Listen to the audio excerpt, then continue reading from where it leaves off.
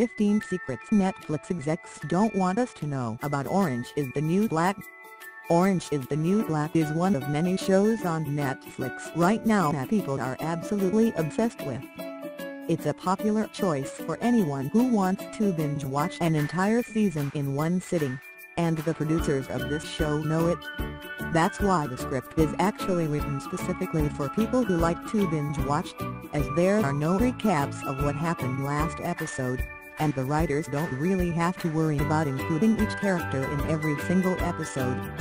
This is really something that has never been done before, and Netflix probably knew they were taking a little bit of a risk with this one.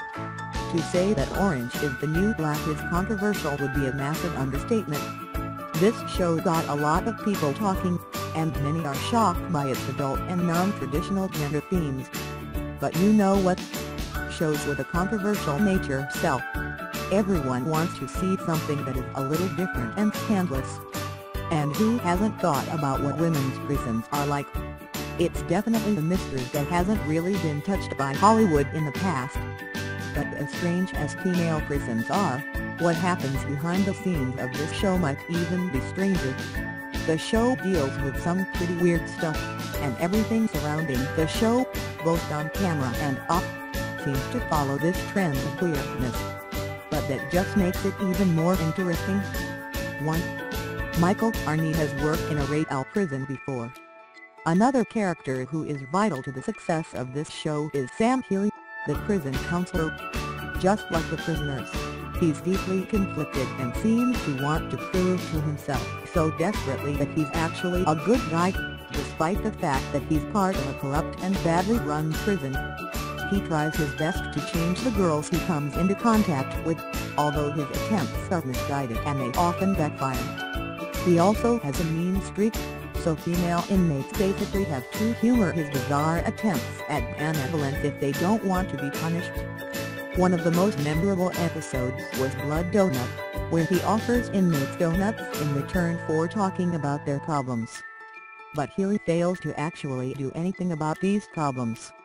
The character is portrayed by the very talented Michael Carney, who revealed in an interview that he has actually worked in a prison before. It was actually part of a volunteer program, but it's still a pretty interesting tidbit of behind-the-scenes information. He revealed, "I worked in social work years ago. I was going to be a social worker when I was in college. I did a lot of volunteer work in civil rights and prison reform for the first 2 years. 2.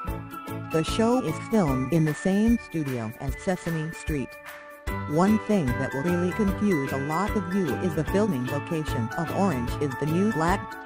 Believe it or not, the show is actually filmed in the same studio as Sesame Street. This seems like one of the strangest things ever, since the shows are so different. On the one hand, you have a show dealing with incredibly mature and adult themes, involving lesbian sex, drug use, and other shocking subjects. And on the other hand, you have a classic kids show meant to educate children and make them happy. And these two shows are filming literally next door from each other. Many of the actresses have admitted to taking a peek at the Sesame Street set, and they say the show has amazing vibes. Apparently, just being on the set makes you feel like you're a little kid again. But by far the most hilarious thing to come out of this bizarre situation was a special Sesame Street segment called Orange is the New Snack, which is actually a Sesame Street parody of Orange is the New Black. 3. Season 6 will deal with the repercussions of the riot. One thing that Netflix execs might want to keep under wraps is the details of Season 6. Big fans of the series obviously can't wait until the next season comes out, as the end of Season 5 left off with one of the biggest cliffhangers ever. The show is very careful about not giving away any spoilers, and is trying desperately to not let any leaks get out about what actually happens in Season 6. It's hard to believe that the show has even reached this point, and some are wondering if the 6th season will be the last. It wouldn't be too much of a shock, since the show seems to be reaching the fever pitch from which there is no return. However, there are some details about the next season that you can sink your teeth into. First of all, Season 6 will focus almost entirely on the repercussions of the prison riot. For those who don't know, the entirety of Season 5 took place over just 3 days. Season 6 could very well be similar, with the story focusing on the days following the prison riot. For Danny L. Brooks and Samira Wiley studied together at the Performing Arts School Juilliard. The caliber of acting on this show is almost unbelievable. All of these amazing, talented women seem to come out of nowhere and showed that they have just as much talent as all the big-name actors and actresses. Some even have more talent. Of course, there are many actresses on the show who have done big things in the past, but the core of the prison inmates are faces that we've never seen before. Did they just walk in off the street and land these roles by a fluke? Where did they all come from? Well, as it turns out, many of these actresses are incredibly well trained. This is hardly a surprise, given the level of talent on display in each episode. For example, Danny L. Brooks and Samira Wiley both went to Juilliard together, which is one of the most well-known and prestigious acting schools in the world. The school has produced many top-level actors and actresses, and it comes as no surprise that 2 of their graduates landed roles in Orange is the New Black. 5. Adrienne Moore is a huge prankster.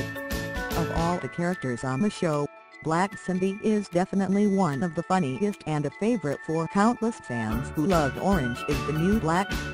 She's loud, she's proud, and she definitely doesn't have any trouble standing up for herself. The actress who plays this character, Adrienne Moore, seems to bring so much of her own personality to this character, and her on-screen presence is magnetizing as a result. She really makes you feel as though Black Cindy is a real person who is actually living in prison. And the character seems to be pretty well adjusted to life behind bars. She's confident, she knows all the tricks to making life in prison comfortable, and she's definitely not letting incarceration get her down. But what's Adrienne Moore like in real life? Well, according to many other actresses, she's a huge prankster behind the scenes. Whenever actresses get asked who's the funniest person when the cameras aren't rolling, almost everyone says Adrienne Moore. 6. Yuzo Aduba Crazy Eyes almost quit acting. One of the most memorable characters in Orange is the New Black is Crazy Eyes, played by Yuzo Aduba.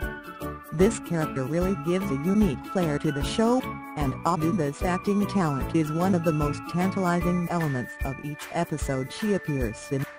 It's hard to imagine the show without Crazy Eyes, as she represents so many people that are actually in prison, the misunderstood, those with mental health issues, and those that are very lonely.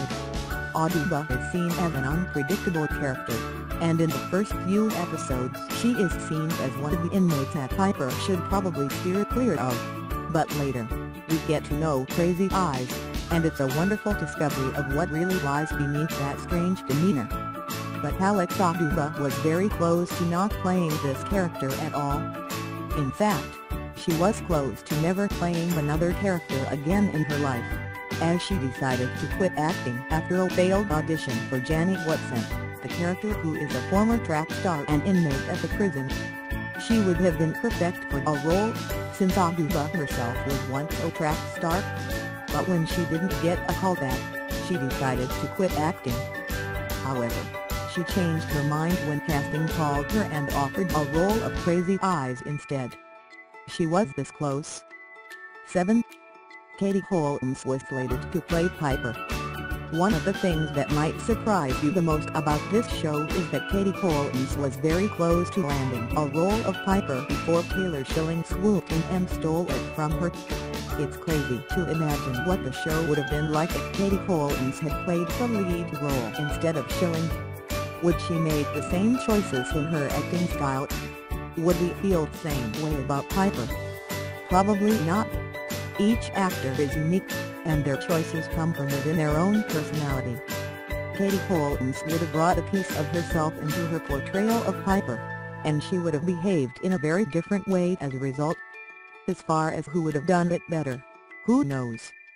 Katie Holmes is of course a very accomplished actress with years and years of experience under her belt, and could probably play any role at this point and do a good job. But we have to trust the casting directors for this show, as these professionals definitely know how to pick the right actress for a role. And Schilling was indeed a great choice.